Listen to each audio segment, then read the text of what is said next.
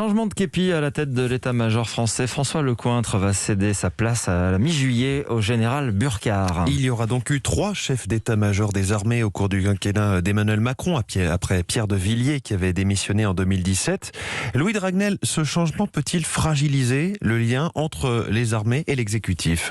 Eh bien non, parce que le général Thierry Burkhart est clairement l'homme de la situation. Premièrement, parce qu'il s'est préparé depuis plusieurs mois à devenir le patron de toutes les armées de terre, de l'air et de la marine. Ensuite, c'est un atout. Le général Burkhart, qui est aujourd'hui chef d'état-major de l'armée de terre, a travaillé par le passé à l'Élysée. Il connaît parfaitement les relations complexes entre le pouvoir politique et les militaires et il n'a pas peur de dire ce qu'il pense tout en restant évidemment loyal.